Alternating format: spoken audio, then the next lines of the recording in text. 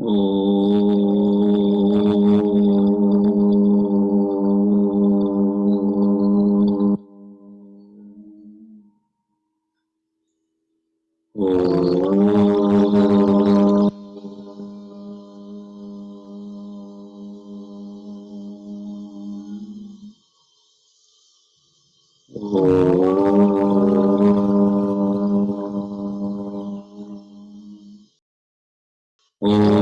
Sahana Bhavatu Sahanau Bhunaktu Sahaviryam Karavavahai Tejasvinavaditamastu ma vidvishavahai.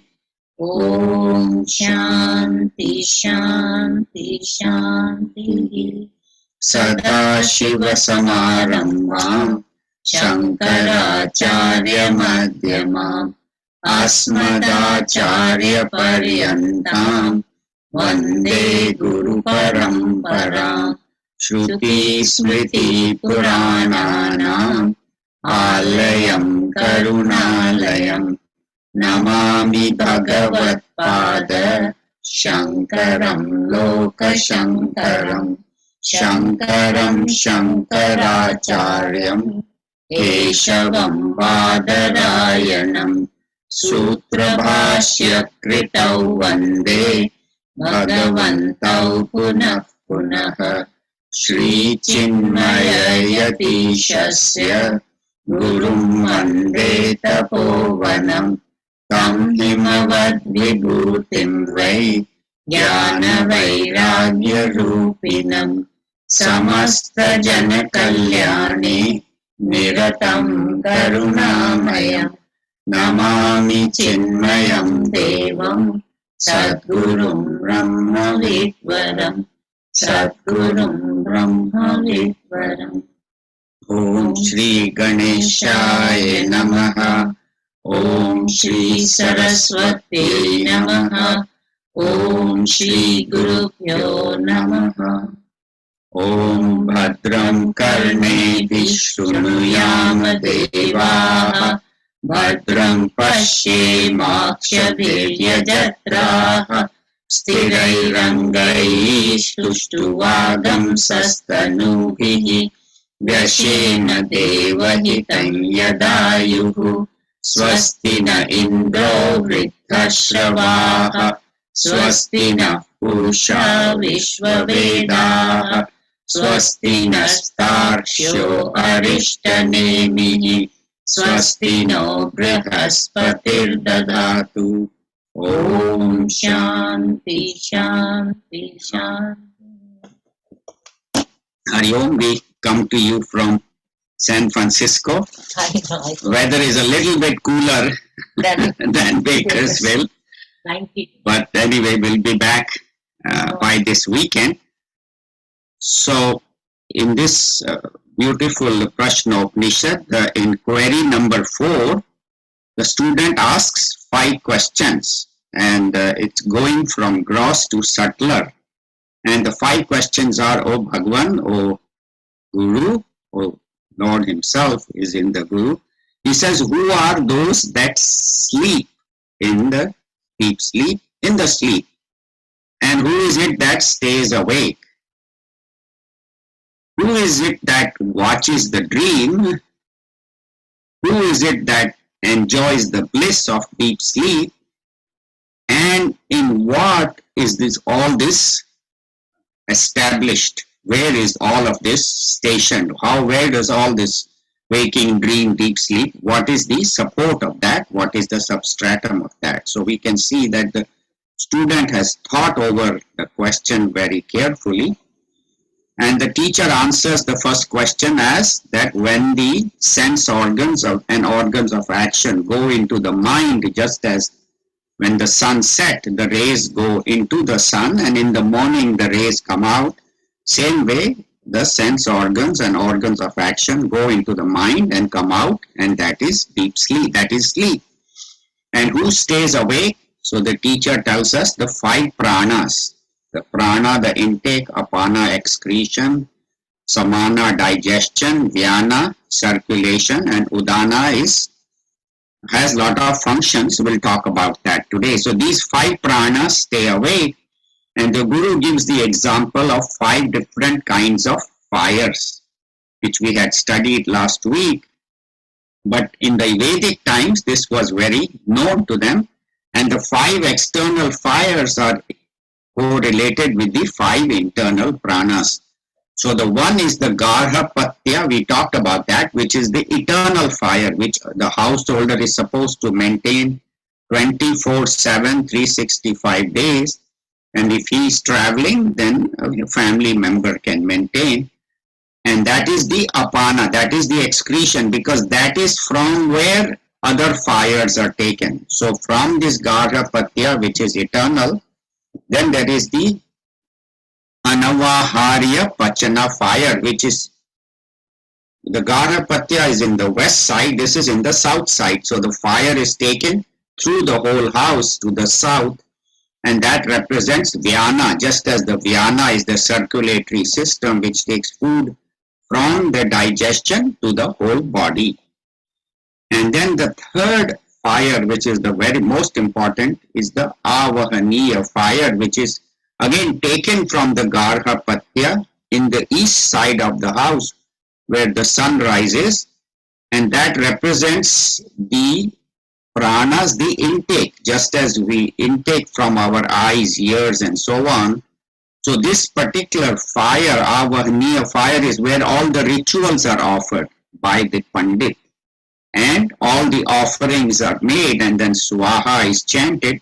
So that represents intake or prana. So these are the three, the apana, the vyana, and the prana, the intake. And then the samana was told in the next verse. Samana is the balance, as with the intake of food we take in, and then the excretion happens, and the balance of that is maintained by samana. Also in the inspiration and expiration, the samana maintains equal. If we only take in and do not take out breath, or if we take out but do not take in, then it's not compatible with life. So that, he says, is samana.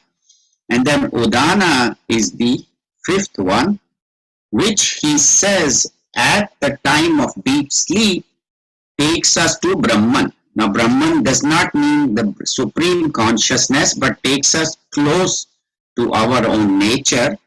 And so these pranas stay awake during sleep and maintain our body. And then it says, who watches the dream? So the teacher explained last week, we talked about that the mind is the one that projects the dream. Mind itself becomes the dream, and mind also watches the dream. So the mind is the Mahimanam Anubhavati, is the experiences greatness, because the mind itself creates the whole dream. When I'm in the forest and there is a tiger and I am there. So I am there, the tiger is there, the forest is there, and everything is the mind itself. The mind projects everything, and the mind becomes everything. And it sometimes is not logical, as we had talked last time. It could be random, like if I see a monkey, and then if I see a girl with blue shoes, and then I see a Mahatma Ji giving a discourse, in my dream I might see a monkey wearing blue shoes giving a discourse. So because the intellect has become dormant, the mind is free to project. But the mind cannot project what it has not already seen in this life. And so when sometimes if you see something that you have not seen in this life, or hear something which you have never heard, then Shankaracharya ji tells us that it is the subtle body which is carried from life to life. And if I am seeing something in my dream that I have never seen before, it is proof of previous birth, that something is carried from the previous births. And so that is in the dream. And then also in the dream, it says it sees Sat and Asat. And how do we explain that? Say I'm walking and I see a lake, and then 3-4 days later I'm driving through the desert and I see a mirage. I see water on the sand, and I know there is no water here, it's a mirage. So the lake is real, And the mirage is unreal in that example, but in the dream I could see both. I could see the lake and the mirage together. One side is lake, one side. So that's what they say, that the mind is the one that projects the dream and the mind becomes the dream. So this is what we had covered so far. So now we will go to shloka number 6. Jagu, you have this? It's on page 167 in the black book. Yes. Okay, shloka number 6. Sayada tejasa Sayada tejasa abhibhuto bhavati abhibhuto bhavati atraisha devaha atresha devaha swapnanna pashyati swapnana pashyati atha tadaitasmin athaitadaitasmin sharira etat sharira eta sukham bhavati. sukham bhavati. Okay, you can please mute. We'll all chant together. Sayada tejasa vibhuto bhavati atraisha deva swapnana pashyati atha tadaitasmin sharira etat sukham bhavati. So now he says, who is the one that is in deep sleep, experiences the bliss? We have already talked about waking, we have talked about sleep, we have talked about dream. Now, so waking, dream, and now he is going into deep sleep. Who is the one that enjoys the bliss of deep sleep? So the answer is Saha, that mind, Yada, when, Tejasa, that is instrumental case, by Tejas, by brilliance, Abhibhuto Bhavati. Abhibhuto means becomes overpowered. So we say in deep sleep, where is the brilliance? How can you say that it gets overpowered by brilliance? Actually, it's completely dark, but we'll explain that, why the Rishi is saying that. Atra, here, Esha Devaha. Esha Devaha means this. Here, Devaha, it does not mean God. It means the mind. The mind has been called as Deva because it is in charge of the dream, and we had seen that in the previous shloka. So this Devaha, this mind, Swapnan na pashyati, does not see the dream. And what does it do? Atha tat tada, then etasmin sharire. Sharire A is not there because of the Sandhi rule, but when you break it, etasmin sharire, in this body, the mind, etat sukham bhavati, enjoys bliss. So the mind enjoys bliss in deep sleep. So what do we mean by yada tejasa abhibhuto bhavati, when it is overcome by tejas? Tejas here refers to the light of consciousness, which is brilliant, which is ever shining, ever brilliant. And the light of consciousness is ever shining in us. And that's why we are able to walk, talk, function. Even in dream, it is shining, it is projecting because of the light of consciousness, which is projecting on the subtle body. Then only the waking state can happen, the dream can happen. And even in the deep sleep, this Chidabhas reflection of consciousness is on the mind.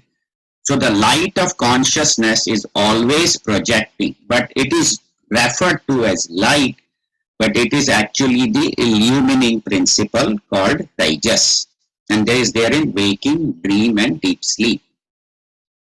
Now, what happens is that in our waking state, we are not aware of this light, right? Because our mind is all the time on objects. I'm seeing the tree and the bird and the flower and my neighbor and my friend and my enemy. So my mind is always on external objects, my house, my things. And so we don't, even though the light of consciousness is always shining, I don't perceive it. I don't pay any attention to it in the waking state. How about in the dream? The same thing. In the dream, I'm so engrossed in watching this dream, which is not logical. I may be on some train and then there is some, strange things happening and it doesn't make sense. But my mind is so engrossed in the dream, I still don't pay attention to the light of consciousness. But in the deep sleep, when there is no external world, there is no mind, there is no dream, then there is a negative situation where there is nothing there. And there is no, my mind is not extrovert, my mind is quiet. And in that silence, it is only the light of consciousness is there and my causal body, vasanas are there. So I'm closest to the light of consciousness. So it looks like the light of consciousness as though envelops the mind, even though it is all the time enveloping, but I am not aware. But in the deep sleep, they say it is the udana that takes the mind closest to the self, and there is a very little gap. The only gap is the causal body or the vasanas, but it is a non-apprehension. While a realized Mahatma, even in his waking state, is able to experience the light of consciousness. But you and I, we don't see that because our attention is on the world. But in deep sleep, we are closest. And in those who study Ayurveda, there are three aspects: Kapha, Vata, and Pitta. Vata means the air element, Pitta is the fire element, and Kapha is the water and earth element. So we are a combination of those three. If you have ever studied Ayurveda, we say that all of us have a mixture of Kapha, Vata, and Pitta. And one could have more fire element, one could have more air element, one could have more earth element, and when there is an imbalance, then such a person is said to get sick. And then the Ayurvedic doctor will give him some herbs, give him some special diets. If you have too much pitta, too much fire, then certain things to reduce. But they say in deep sleep, again, because the light of consciousness is predominant, then pitta predominates in our deep sleep. And it is that fire which is maintaining the body, but the body's functions are maintained by this. And they say that to go to deep sleep, you have to have done punya. So punya is not only for this life, punya is not only for multiple lives, but punya is also required to go into deep sleep. And that is also, so if you are able to get deep sleep, then you have done a lot of punyas. In our case, the joy comes either from sense objects. I am enjoying some sense object. I have some mithai I like to eat, or some movie I like to watch, or some TV show, or something, or I go to travel, I go to Iceland, and I enjoy. So the sense objects give us joy, or absence of pain. So that means I don't have any pain. Like I had some joint pain, I take medicine, it gets better. Or pain of separation, I lose somebody goes away, but then he comes back, the pain of separation is gone. So our joy either happens because of sense objects or because of pain of separation. Those are the two ways. Or any kind of pain, can be physical pain, emotional pain, any kind of pain, stress. So those are the only ways. When the pain is absent, or when the sense objects are available, then we experience joy. Is that clear to everybody? That either by enjoying objects or absence of pain. And like pain could be of separation. Talking about pain of separation, there was this boy, he was about 18 years old, very tall, very strong, and he was with his mother and father on the beach. And they went to the beach and there was a black flag. Black flag means you are not allowed to go in the water. And the boy said, "Mom, I want to go in the water." Mother said, "You can't go. too dangerous. There's a black flag, you can't go. And after they keep sitting for an hour and the waves are still strong and suddenly the dad gets frustrated. He said, I'm going in the water. He goes in. So teenage boy says, Mom, why don't you say anything to the dad? He's gone in the water. So she's quiet. So he says, is he because he's bigger or taller than me? She says, no, you are bigger and taller than him. So he said, is he because he's a better swimmer than I am? No, you are a better swimmer than he is. So he says, then why are you letting him go in the water and not letting me go? She says, because he has life insurance. So, so pain of separation is less because he has life insurance. So the point is that we get joy when objects either come or when there is no pain. But in this deep sleep, the mind is sleeping, and what is awake? In our Antakarana we have four. We have Mana, Buddhi, Chitta, Ahankar. Mind, intellect, ego and memory. Mind is sleeping, right? We already talked about intellect is dormant. We talked about even the ego is gone. This I am Anil, I am a male. None of that. I don't experience any of that. Only thing that stays slightly awake is chitta, is memory. Because when I wake up, the memory is recording. What is it recording? Nothing. Just as now in the waking state, hopefully you are recording what you are listening, but in the deep sleep, only thing that is awake is chitta, memory, which is recording the absence. Nothing. And when I woke up, I say, aha, I slept very well. I slept like a log. I didn't feel anything. Or if my sleep is constantly disturbed, I have some thoughts, some dreams, some worries, and I say, I didn't sleep very well. I was constantly disturbed. So who is recording? The tape recorder is the chitta, the memory, which records all our memories, even our childhood. When I was 5 years old, and when I went to preschool, and then when I went to high school and college.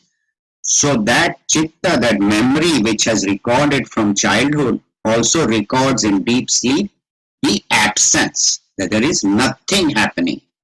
So chitta is the only thing awake. And in deep sleep, what is the benefit of deep sleep? It rejuvenates. My body becomes healthy, my mind gets rest, the body gets rest. That's why if people don't sleep very well, then they become unhealthy. Their body, physical health, mental health suffers. So in this deep sleep, I am very closest to my inner self, to the Atman, the consciousness. And the deep sleep is the only one that proves the presence of consciousness. Because in waking, my ego is active, in dream, my ego is active. But in deep sleep, when there is no ego, there is still a knower who knows everything. So deep sleep is very helpful in pointing out. That's why the three states of consciousness point out that there is something which is supporting these three states, and that is called the Atman, the consciousness. And that is the answer to the fifth question: where does all this get supported? Where does this get sustained? And that will be answered in the 7th through the 11th mantras. So deep sleep proves the presence of consciousness. Kerry, you would like to do the 7th one? Page 169 in the black book. I'm out of town and I didn't bring my book. Didn't bring, okay. Satish bhai, you have it or no? Sorry, I don't have the book. Okay, Sharad, you have it? Third time's the charm, yes. Okay, so page 169. Sayatha Somya Sayatha Somya Vayamsi Vaso Viksham Vayamsi Vasho vriksham sampratishtante sampratishtamte evam havai evam havai tat sarvam para tat sarvam para atmani sampratisthate. atmani sampratishtate. Can you please will chant together? Sa yatha somya vayamsi vaso vriksham sampratisthante evam havai tat sarvam para atmani sampratisthate. So now where do these all, the body, the mind, the intellect, the vasanas, where are they established? So from 7 to 11 is talks about the Atman, and we'll talk about the difference between Puja Gurudev's interpretation and Shankaracharya ji's interpretation when we do the commentary of this particular shloka. So sa yatha somya, so yatha, in that way, O Somya, O beloved child, very lovingly the Guru addresses the student. Vayamsi, Vayamsi means birds. Vaso vriksham, Vasa means to stay, Vriksha means where the birds stay. So each bird has a particular nest and knows where the bird he or she stays. So Vaso vriksham Sampratisthante. Sampratisthante means having run around, having flown all over the place. At that time, they come back to their nest in their particular tree. Very well they retire. Very well they go back to that tree. Evam Havai. In that same way, Sarvam, all this, the body, the mind, the intellect, the vasanas, everything, gross, subtle and causal body, para atmani, in the supreme self, sampratishthate, are established in the supreme self. Now there is a slight difference in Puja Gurudev's commentary and in Shankaracharyaji's commentary. Puja Gurudev says that the seventh and eighth mantra, which if we have time, we'll do the eighth mantra. If we don't, we'll see. But Gurudev says it represents deep sleep, because in deep sleep, just as the birds fly all over and come back to their nest and rest, so similarly, our body, mind, intellect, everything goes into the unmanifest state in deep sleep. But Shankaracharya ji says, because there is Atmani Sampratishthate in the end of the seventh mantra, so Shankaracharya ji says it represents the Atma, the consciousness in which everything is supported. So we can take both ways. It can be read both ways. And in Sanskrit, there is a very beautiful phrase called Delhi Deep Nyaya. Delhi does not mean Delhi, the city. Delhi means Dahlij. Dahlij. The word is Dahlij in Hindi, but Delhi means it is the threshold between two rooms. Say, suppose you have two rooms which are dark and electricity is gone and you have only one lamp and you want to illumine both rooms. What do? You put it on the threshold, right? You put it on the threshold, on the door between two connecting rooms, and that lamp can illumine both rooms. Not as efficiently, but at least you can see something. So that's called Delhi Deep Nyaya, where one lamp can illumine two rooms, because of it's put on the threshold. Delhi means threshold. Dahlij, what they call in Hindi. So here what it means is the seventh mantra is like that, because it can show us about deep sleep. It can show us also about Atma. So that's why the seventh and the eighth mantra can be, different scholars interpret different ways. Anandmay. Yeah, Anandmay Kosha is the vasanas, but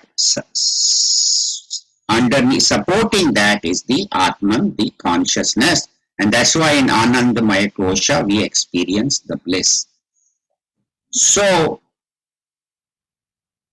how does this happen? So they say just as the birds, they fly all over and they get tired and they come and rest in their nest. So similarly, the body, mind and intellect at night sleeps and rests. Or we can say in Shankaracharyaji's commentary that it is the Atma, the substratum, which supports all three. Atmani sampratisthate. Even though the body, mind and intellect is running all over, the birds are running all over, but it is consciousness that supports them. So it is consciousness that is supporting it, and it is one alone. It is only one Atma, one consciousness. It's not that my Atma is different from your Atma or his or her. There is one Atma which we call, you can call Atma, you can call Brahman, you can call consciousness, but it is only one that is supporting all animals, birds, plants, fish, humans, everything. And even the inanimate objects are given existence by this one consciousness. And this one alone becomes many. So one alone becomes many. So there is a beautiful song which says, Ud jayega Hans Akela, Dunya Darshan Ka Mela. It's a very, very beautiful song. You can listen to it. So it says this Jiva, individual, has come alone and will go alone. While it is here, it will be sustained by consciousness. But even if it leaves this life and goes to multiple life, that's why Hansa Akela, that's why this Jiva is called as a Hansa, as a bird. It's a very beautiful song. That there is one bird, which is this Jiva, which is flying from one lifetime to another lifetime again and again, taking birth and death. Like it is on one tree, then it flies around, and then it may settle on a second tree, and then may settle on a third tree. So similarly, the Jiva goes from life to life, from house to house, from birth to birth. But what is supporting is the consciousness. So that is the eternal consciousness which supports. Now, why is this Jiva called Hansa? Hansa is the bird, mythical bird, which in our scriptures is said to be able to, if you put a container of water and mix milk with it, it is said the Hansa bird will only drink the milk and leave the water behind. That is its ability, it is said to be. So similarly, you and I should be like this Hansa bird, where in this world we should pick up the real and leave the unreal. Our problem is the opposite. We are holding on to the real and we forget the real. We are holding on to the unreal. We are holding on to this body, my possessions, my objects, my life, my family, and we are forgetting the real. So we are doing opposite of the Hamsa bird. Hamsa picks up the real and leaves the unreal. What we do, we pick up the unreal and leave the real. We say, we don't know if there is any God, we don't know Atman. Upanishads mentioned, but it's too hard for me to understand. But we have to understand, constantly pay attention that there is this substratum, this consciousness, which is supporting me at all times. So constant awareness of that and constant abidance in that state is enlightenment. You and I, as we get busy, we forget, but a realized Mahatma is always able to stay in that state of consciousness and still function. It's not that, Puja Gurudev or Swami Tejomayananda ji or Shankaracharya ji don't function. They function in the world, but constantly being aware of their true nature. And same thing is, another bird example is given in Mundak Upanishad. I think you have covered that. Those Suparnas Sayuja Sakhaya Samanam Vriksham Parish Shashva Jate. So he says there are two birds sitting on one tree, same tree, and one bird is enjoying running around and eating the fruits from this tree. And sometimes the fruits are sour, sometimes sweet, sometimes bitter, and it's experiencing. And the second bird is just watching him. And when this first bird experiences a sweet fruit, he gets happy. And when he experiences a sour or bitter fruit, he gets unhappy, and then he comes crying to the second bird. So you and I are like the first bird. We run around in the world enjoying sweet things, and then when we get unhappy things, when we go to God and say, oh God, why am I suffering? What have I done? Why are you sending all these packets of suffering for me?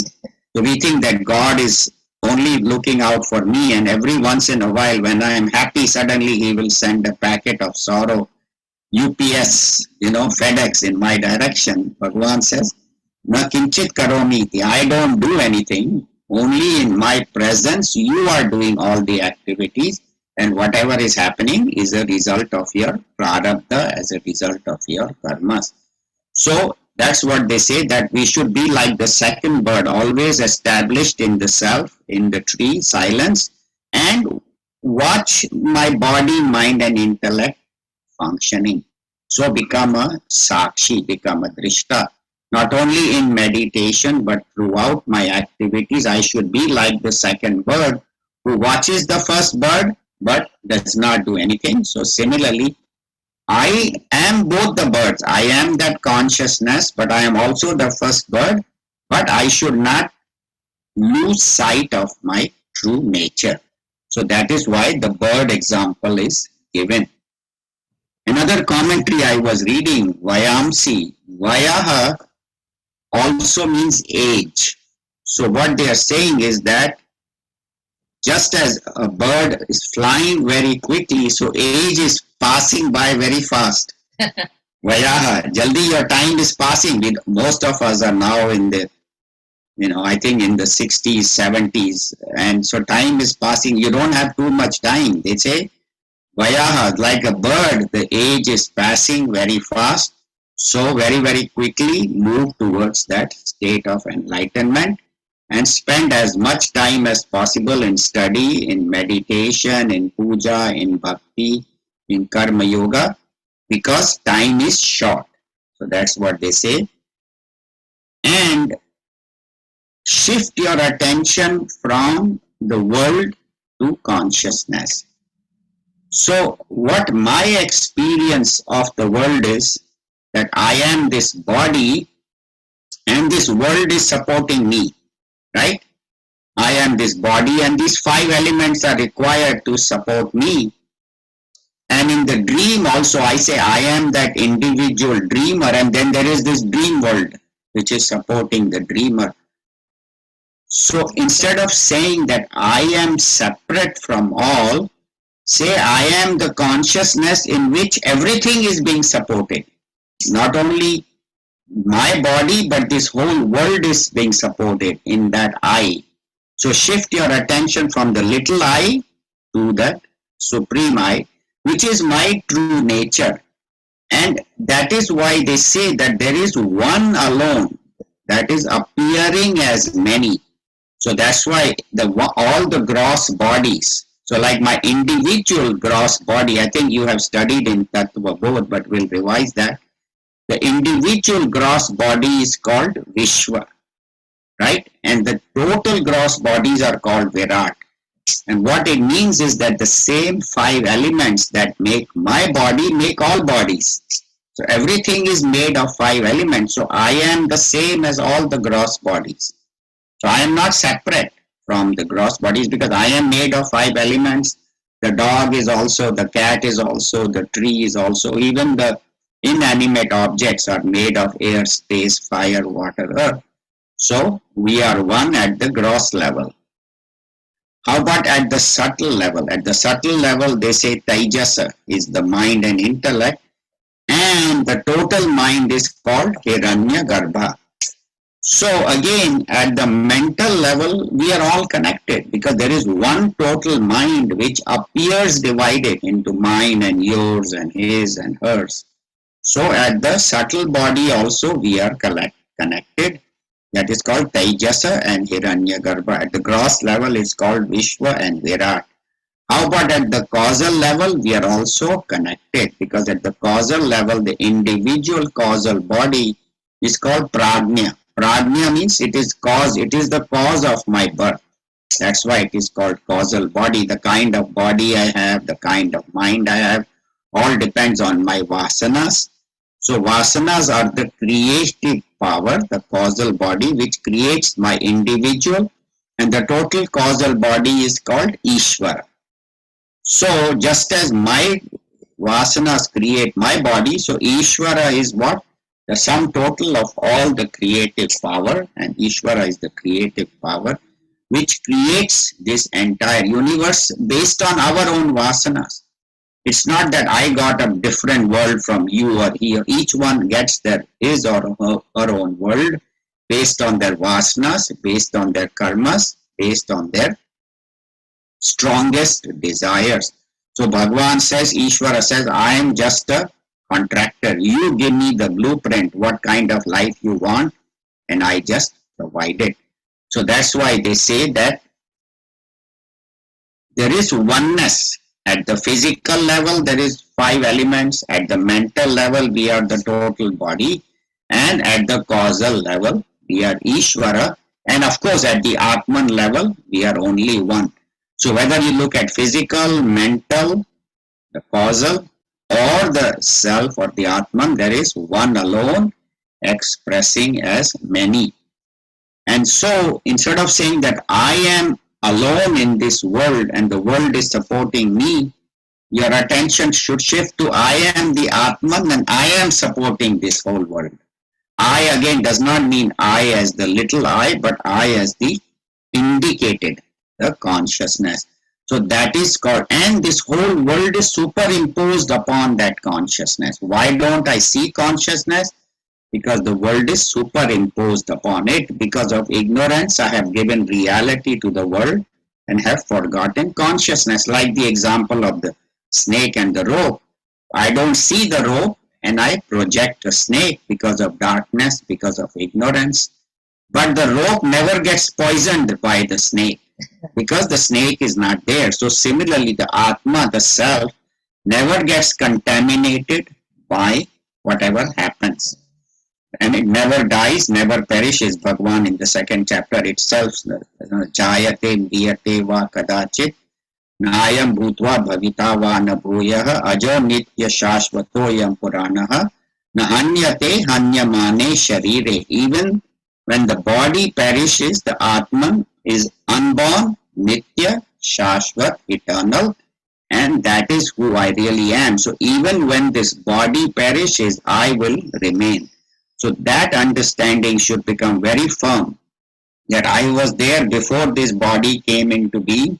I will remain even after the body is gone. Then such a person goes beyond death. That's why he says he experiences immortality, Amrit Tattva, he experiences. So that is where we are, and the substratum is the tree, it's the nest, it's where the bird comes back. So similarly, the substratum is this Atma, this consciousness, or as Gurudev says, in deep sleep, all the senses, just as the birds go back into the tree and go to sleep, similarly, our senses, go into the mind goes into the intellect, and then the intellect becomes dormant, the mind becomes quiet, only the chitta is functioning, and the udana takes the mind to deep sleep. And that's why we experience bliss. So we have about 15 minutes. The next shloka is a little long. Do it? At least start it. At least we can start the next shloka. It's a little long to chant, but there is not that much material, so we'll try. Ambika, can you chant, please? It's a little long. Shloka number 8. Prithvi cha prithvi matra cha पृथिवी च पृथिवी मात्रा च apaschapo matra cha आपश्चापो मात्रा च tejascha tejo matra cha तेजश्च तेजो मात्रा च vayuscha vayu matra cha वायुश्च वायुमात्रा च akashascha akasha matra cha आकाशश्च आकाशमात्रा च चक्षुश्च द्रष्टव्यं च चक्षुश्च द्रष्ट्व्यं च श्रोत्रं च श्रोतव्यं च श्रोत्रं च श्रोतव्यं च It's little hard to chant. Granam च घ्रातव्यं च घ्राणं च घ्रातव्यं च रसश्च रसयित्वयं च रसश्च रसयितव्यं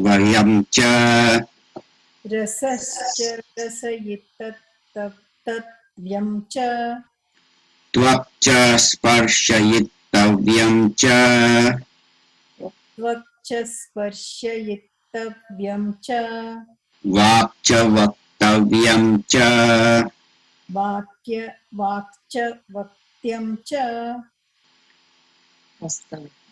हस्तौ चादातव्यं च हस्तौ चादातव्यं च उपस्थश्चानान्दयितव्यं च उपस्थश्चानन्दयितव्यं च पायुश्च विसर्जयितव्यं च वायुश्च विसर्जयितव्यं च पादौ च गन्तव्यं च पादौ च गन्तव्यं च मनश्च मन्तव्यं च मनश्च मन्तव्यं च बुद्धिश्च बोद्धव्यं च बुद्धिश्च बोधव्यं च अहङ्कारश्चाहङ्कर्तव्यं च अहङ्कारश्चहं कर्तव्यं च चित्तं च चेतयितव्यं च चित्तं च चेतयितव्यं च तेजश्च विद्योतयितव्यं च तेजश्च विद्योतयितव्यं च प्राणश्च विधारयितव्यं च प्राणश्च विधारयितव्यं च Okay, good. You can please mute. We'll all chant together. पृथ्वी च पृथिवी मात्रा च आपश्चापो मात्रा च तेजश्च तेजो मात्रा च वायुश्च वायुमात्रा च. I think instead of chanting, I'll just give the meaning. Everybody has already chanted. So what the Rishi is telling us that everything goes into the unmanifest state in deep sleep, or everything is supported by that substratum. So Prithvi means the earth, and the Tanmatras. Again, those of you who have studied Tattva Bodha or remember that there are the 5 Tanmatras, the gross earth and then the subtle earth. That is called the Tanmatra of the Prithvi. Same thing of the water. There is the visible water and then the subtle water before it is become Panchikrita, Panchamahabhutas. So these 5 Tanmatras, these subtle elements combine and then create these 5 visible: air, space, fire, water, earth. If you have time, you can go back to Tattva Bodha and read how the 5 subtle elements, air, space, fire, water, earth, what they call as apanchikrit panchamahabhuta or unmanifest, when these 5 combine, which are also tanmatras, when they combine, then they create the visible earth, they create the visible water, visible. So that is Prithvi Matra and Apasha cha Apo Matra cha. So there is the gross water and Apasha Matra means the subtle water. Tejas cha Tejo Matra cha. Tejas is the fire. Tejo Matra is the subtle fire, the unmanifest fire. Vayushcha Vayu Matra cha. So Vayu is the air. And then Vayu Matra is the Tan Matra, the subtle air, which is unmanifest. Akashascha, Akasha Matra cha. So there is space and there is subtle space. Now, so these are the 5 elements. So there is the gross 5 elements, and then there is the tanmatras, the subtle 5 elements.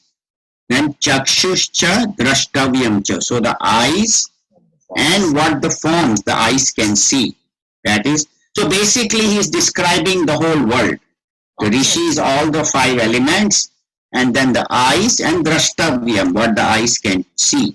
Shrotram is the ears, shrotavyam, what can be heard by the ears. So all the sights, the trees, the sun, the moon, the stars, the sky, and what I can hear, whether it's music or sound of car or motorcycle, All the sounds. all the sounds. Granam cha gratavyam cha. Granam is the nose. Gratavyam means all the smells, all that what I can smell, whether it's perfume, whether it's foul smell, whether it's burning food. So all that is gratavyam. And rasascha rasaitavyam cha. And what I can taste, my tongue, and all the objects I can taste, sweet, sour, bitter, all those tasting objects. Tvakcha sparsha itavyam cha. And the skin and all the sensations I feel with my skin. Soft, hard, all that, whatever, pleasant, unpleasant, heat, cold. And vakcha vaktavyam cha. Now, after having done the 5 elements, the rishi has done the 5 sense organs, the eyes, ears, nose, skin, and tongue. Now he is doing the 5 sense objects, 5 objects of action. So, vakcha vaktavyam cha. So the speech and whatever I speak. Hastaucha adatavyam cha. So with the hands, whatever I hold, that is called adatavyam. So whatever I can hold with my hands. So with the speech, the hands, and then the feet. No, before that he does the upasthascha anandayitavyam cha. Upastha means the reproductive organs, and whatever the enjoyment I get or whatever experiences I get with the reproductive organs. And payushcha visarjayitavyam cha. So the organs of excretion, whatever they excrete. And padavcha gantavyam cha. And the feet, and wherever we go with the feet. Manascha mantavyam cha. The mind and whatever emotions it feels. Buddhishcha bodhavyam cha. And the intellect and whatever it experiences. Ahankarascha ahankartavyam cha. And this ego, that I am so and so, I am a male, I am a female, I am young, I am old, I am short, I am tall, I am handsome, pretty, all those things. That also, this ego also is there. And then there is chittam. Chittam is memory. Chitta chamcha chetayitavyam cha. So whatever memory. So all this whole world, 5 elements, sense organs, organs of action, all the activities of the sense organs, all the activities of the organs of action, hands, feet, speech, then even the subtle, the mind, the intellect, the ego, the memory, all are sustained in that consciousness. And then at the end, he says there are 2 very important things. So all this rest we know, that the body is sustained by that, the mind is sustained, the world is sustained. And what is this tejascha vidyotayitavyam cha? Teja is the brilliance of a saint or a realized master, what we call his aura. That's why when we are in the presence of a Mahatma, we feel very peaceful, because they have developed through years of sadhana, tapas, study, meditation, all that. When you are in the presence of a wise, enlightened master, they have this aura. And people who are subtle can say, oh, this person's aura is good, and this person's aura is not so good, because they can sense how this person is. So here, Tejas represents the aura, the brilliance of this person's activity. And pranascha vidharayittavyam cha. Now this prana is not those 5 pranas. That's why they say always context. Vrata is always in the context. So here the prana represents the sutratma, the one prana which supports all. So here prana represents Hiranyagarbha, the total which supports all this world, and everything is sustained in that one consciousness.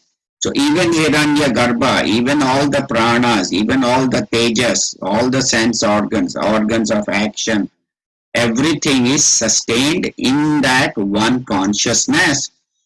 So that is what they are saying, that just as at the time of end of the day the birds come into the nest, so similarly all of this is sustained in that and everything rests in that. So that's why they say when you are in deep sleep you feel very rested because you are closer to Atma. And that's why people who, if they have had a good meditation or deep meditation, they feel very good. Why? Because they have connected to that self. So here basically he's saying is that this whole universe is sustained in that one consciousness, is sustained in that one consciousness, and that one consciousness is like the tree where all the birds come and stay and are sustained and at the same time functioning. Even when they are functioning, they are sustained by that. So basically he's saying that whatever you experience in the world, everything is that one consciousness alone sustaining all. So basically today we talked about in deep sleep, the mind, intellect, everything becomes quiet, and then I experience oneness with that, and that's why we experience bliss, because I am one with that consciousness. And just like the birds, so this whole universe is sustained in that consciousness. Time is up. We can answer 1 or 2 questions, then at 1:30 we can close, and then if anybody has additional questions they can stay after 1:30. So anybody has any questions? I know we covered quite a bit, but it's basically repetition of what we have studied in previous Upanishads. Yes, Satish bhai. Hari Om. So I just had a sort of a question or a thought.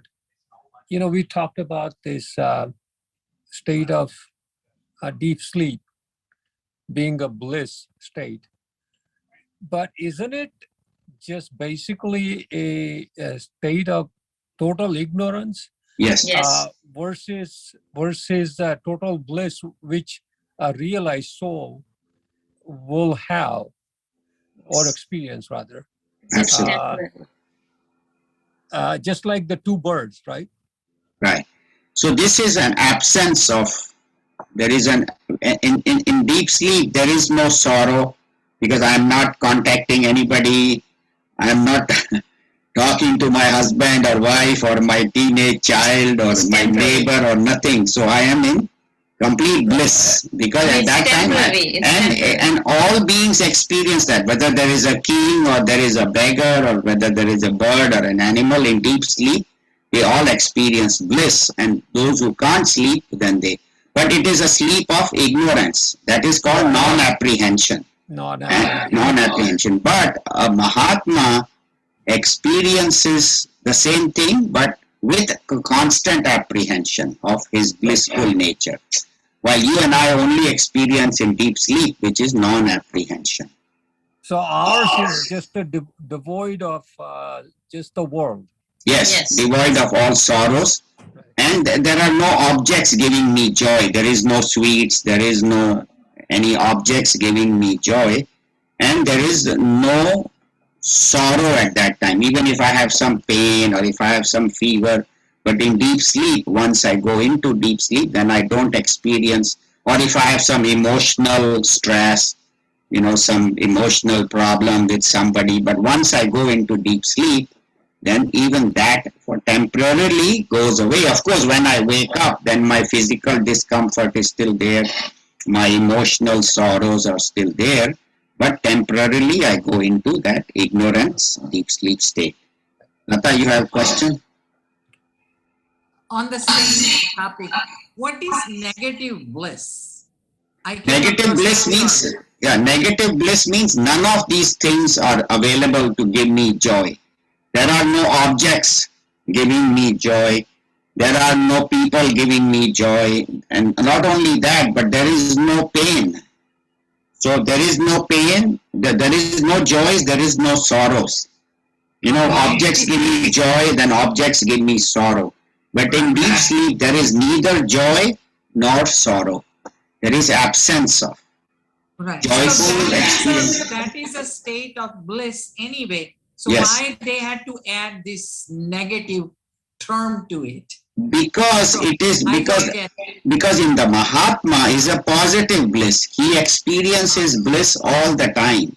While you and I only experience bliss when the world is not there. I see. So that is a negative bliss. There is no world, therefore I am in bliss. But a Mahatma, whether the world is there or not, his bliss is positive bliss. Oh, okay. He constantly experiences bliss, whether there is a world or there is no world. While we only experience bliss when the world is absent. That's why it's called negative. That state happens only in deep sleep. In deep sleep for us, for you and me, but unlike a Mahatma who always is in that bliss. Oh, So that is what they say, that is the state one should pursue. okay. So next time when you have chance again, can you just describe these last two lines of shloka number 8? You just said Yeah. prana. Yeah, we'll go over in more detail next week. Would you please discuss next time Sure. just a little bit more? Yeah, because that is a little hard to understand, so we didn't have much time. Yeah, the first 10 lines were Easy. and I understood because I've done this other class, Tattva Bodha and all that. Right. But last 2-3 lines I didn't get it. Yeah, that will go in more detail in the next class. Sure, Okay. in the beginning of that. Thank you. I will do the closing prayer. If anybody would like to stay afterward and have some question, we'll be happy to answer. And also now we'll have Ramayana. We will have Ramayan class today, 7:30 to 9. Same. It's really nice. It's Ramcharit Ramcharit Manas. We are in Kishkinda Kand, Tulsi Ramayan. So please log in. It's very good. 7:30 to 9. Swami Tejomayananji explains it very well. So if you haven't heard, please log in. It's a wonderful opportunity to hear a realized Mahatma talking about the glory of Sri Ramchandra Ji. It's very nice. You will really enjoy that.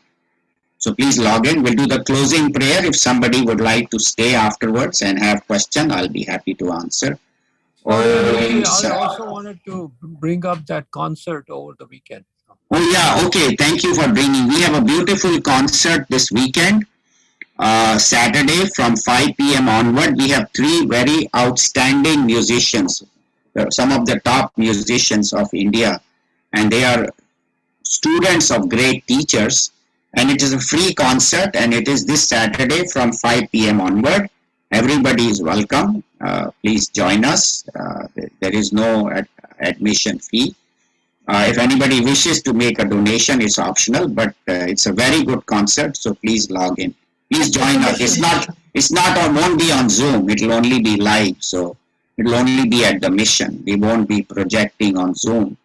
It will be live at the mission, but please come. It will be very good program, and they are very good. And then we have some snacks and some, afterwards we'll have some, or maybe in the interval, but very good musicians, so please come.